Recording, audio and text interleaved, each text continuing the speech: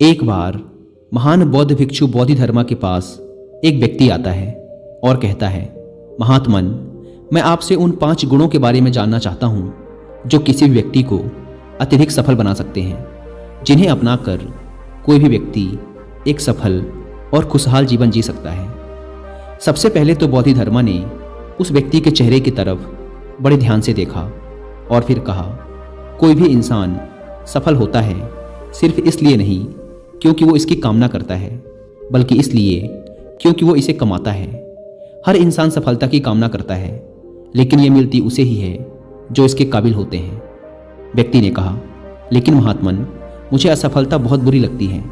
मैं जब यह सफल होता हूँ तो बहुत ही दुख और पीड़ा का अनुभव करता हूँ। बोधिधर्मा ने कहा, सबसे पहले तो तुम ये समझो कि यौगिक संस्कृति में सफलता और असफलता जैसा कुछ नहीं होता।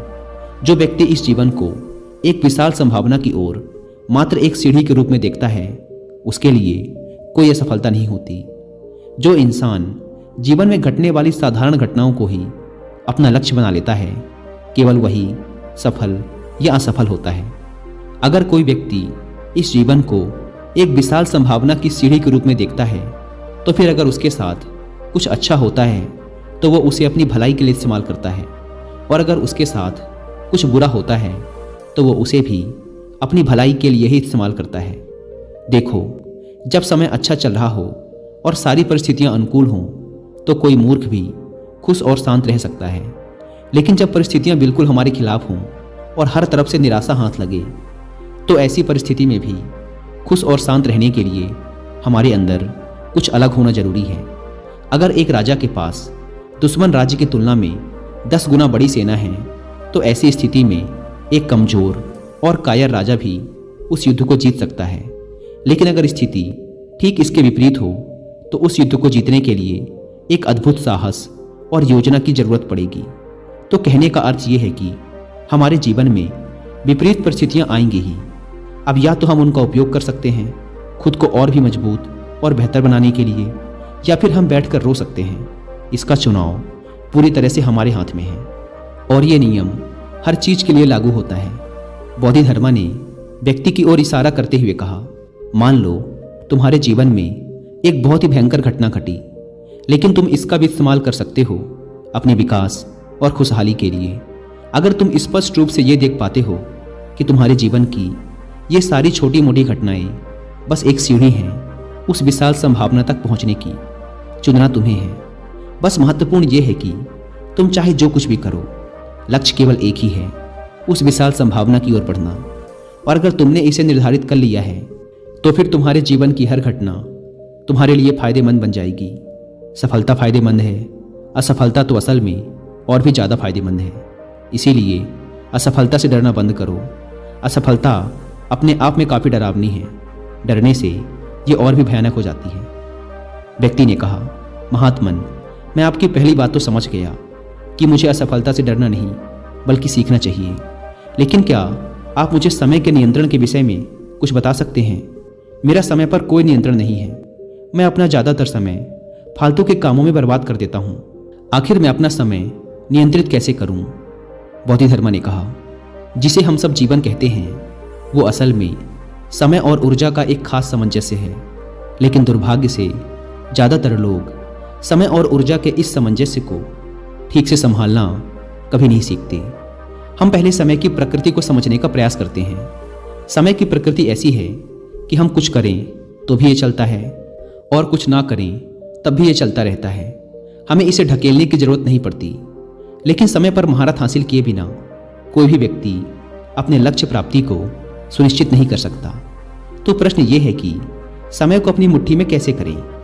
बोधिधर्मा ने व्यक्ति की आंखों में देखते हुए कहा, तुमने समय नियंत्रण की बात की, क्या तुमने कभी समय को नियंत्रित किया है? व्यक्ति ने कहा, नहीं, लेकिन प्रयास जरूर किया है। बोधिधर्मा ने कहा, और तुम इसे नियंत्रित कर भी नहीं सकते। तुम चाहे जो भी कर लो, लेकिन तुम समय को पीछे नहीं मोड़ सकते। ये बस लगातार आगे बढ़ रहा है। तो तुम समय को नियंत्रित नहीं कर सकते, तुम केवल खुद को नियंत्रित कर सकते हो। ये तो लगातार भागता रहेगा, तुम कुछ करो या ना करो। तो समय को नियंत्रित करने का केवल एक ही तरीका है, खुद की ऊर्जाओं के काम करने के तरीके पर महारत हासिल करना। अगर तुम एक ऊंट की चाल चलोगे तो बहुत थोड़ा ही चल पाओगे, लेकिन अगर एक चीते की चाल चलोगे तो उतने ही समय में बहुत लंबी दूरी तय कर पाओगे। जो काम कोई व्यक्ति 10 सालों में करता है और तुम उसी काम को 1 साल में कर पाते हो, तो अगर तुम दोनों 100 साल तक जिंदा रहते हो तो असर और अनुभव की गहराई के मामले में तुम 1000 साल तक जिंदा रहे। और केवल यही एक तरीका है जिसके द्वारा तुम समय को अपने नियंत्रण में ले सकते हो।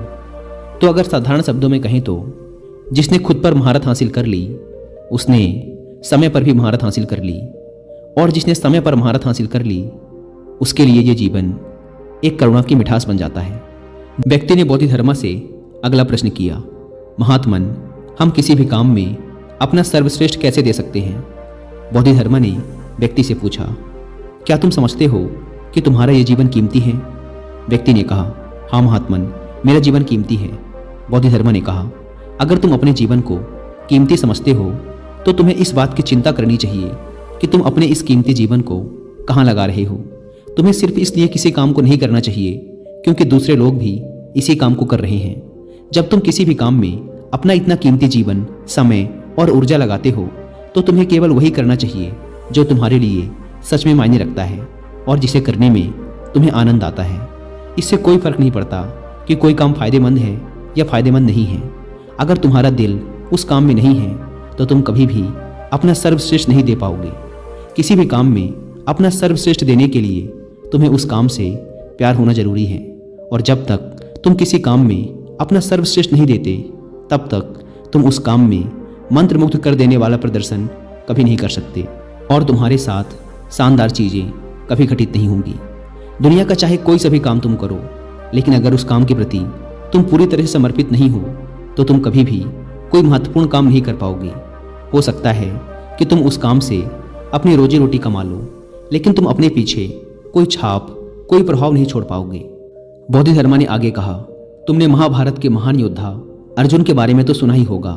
वो व्यक्ति तीर को अपने निशाने पर मारने के अलावा और कुछ भी नहीं जानता था।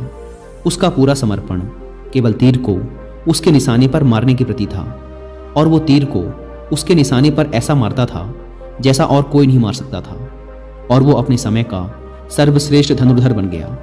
तो कहने का अर्थ ये है कि अगर तुम किसी काम में अपना सर्वश्रेष्ठ देना चाहते हो तो उस काम के प्रति तुम्हारा प्रेम और समर्पण होना बेहद आवश्यक है। और जब भी तुम अपने जीवन में किसी लक्ष्य को चुनो तो खुद से ये प्रश्न करो कि क्या तुम उस काम को जीवन भर कर सकते हो? क्या वो काम सच में तुम्हारे लिए मायने रखता है? और आज से कई सालों बाद जब तुम पीछे मुड़कर देखोगे तो क्या तुम उस पर गर्व और खुशी महसूस कर पाओगे जो तुमने किया है? अगर इसका जवाब हाँ है तो फिर तुम्हें वही काम करना चाहिए। व्यक्ति ने अगला प्रश्न किया, महात्मन, मैंने बचपन से लोगों को कहते हुए सुना है कि कड़ी मेहनत करो, कड़ी मेहनत करने से सफलता मिलती है। क्या सच में कड़ी मेहनत हर इंसान को सफल बना सकती है?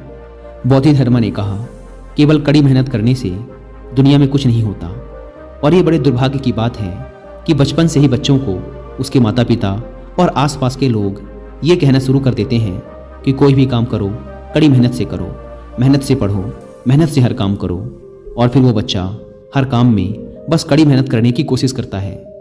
अगर हम सिर्फ कड़ी मेहनत से हर काम करेंगे तो काम नहीं होंगे, ये बस एक गधे का जीवन बनकर रह जाएगा। हर काम कड़ी मेहनत से करो ये कहने की बजाय हमें ये कहना चाहिए कि खुशी के साथ पढ़ाई करो, प्रेम के साथ काम करो। अगर किसी काम में सिर्फ मेहनत ही लगनी है तो फिर उस काम को छोड़ देना चाहिए। अगर हम उस काम को प्यार से कर सकते हैं तो ही हमें वो काम करना चाहिए।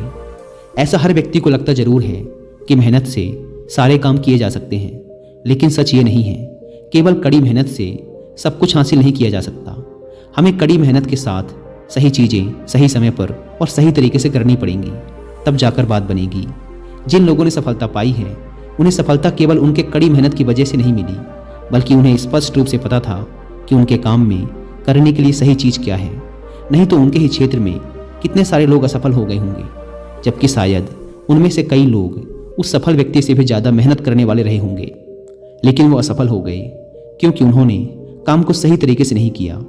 तो सिर्फ कड़ी मेहनत करने से कुछ नहीं होगा, काम को सही तरीके से करना ज़्यादा महत्वपूर्ण है। व्यक्ति ने कहा, महात्मन, मैं बस आपसे एक आखिरी प्रश्न और करना चाहता हूँ। जीवन को सही तरीके से जीने के लिए हमें क्या करना चाहिए? बोधिधर्मा ने कहा, अगर तुम किसी काम को अच्छे तरीके से करना चाहते हो तो तुम्हें उसके बारे में अच्छे से जानना जरूरी है। जैसे कि अगर तुम एक घोड़े को दौड़ाना चाहते हो तो तुम्हें घुड़सवारी के बारे में अच्छे से ज्ञान होना चाहिए।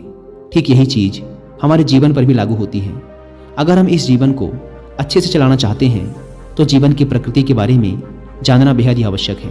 उदाहरण के लिए, अगर तुम सिर्फ एक घोड़े को दौड़ाना चाहते हो तो तुम्हारा घुड़सवारी के बारे में साधारण और ऊपरी ज्ञान ही पर्याप्त है। लेकिन अगर कोई घुड़सवार सैनिक घोड़े को युद्ध में ले जा रहा है तो उसके लिए उसे घुड़सवारी का पूरा ज्ञान और घोड़े के स्वभाव के बारे में सब कुछ पता होना बेहद आवश्यक है कि घोड़ा कब कैसा व्यवहार करता है। ठीक इसी प्रकार अगर तुम इस जीवन को सिर्फ किसी प्रकार से जीकर चले जाना चाहते हो तो तुम्हें ज़्यादा कुछ करने की ज़रूरत नहीं है। लेकिन अगर तुम अपने इस जीवन को संपूर्ण अस्तित्व और जागरूकता के साथ जीना चाहते हो तो तुम्हारे लिए इस जीवन को और खुद को गहराई से समझना बेहद ही आवश्यक है। अगर तुम बहुत ही ज़्यादा अशांति और बकवास से भरे हुए हो तो इसका कारण है कि तुमने खुद को और खुद के दिमाग को सही तरीके से संभालना सीखा ही नहीं। अगर तुम ये नहीं जानते कि कैसे अपने दिमाग को सतर्कता, संतुलन और उल्लास के उच्चतम स्तर पर रखा जाए तो फिर तुम सिर्फ संयोग से ही सफल होगे। और अगर तुम संयोग से सफल हो भी गए तो वैसे भी तुम इस सफलता को भुगतोगे, तुम इसका आनंद नहीं ले पाओगे। इसीलिए अगर तुम इस जीवन को सही तरीके से जीना चाहते हो तो खुद के शरीर और दिमाग को गहराई से जानने में अपना समय लगाओ। इतना कहकर बोधिधर्मा ध्यान मग्न हो गए और वह व्यक्ति उनका धन्यवाद कर वहाँ से चला जाता है।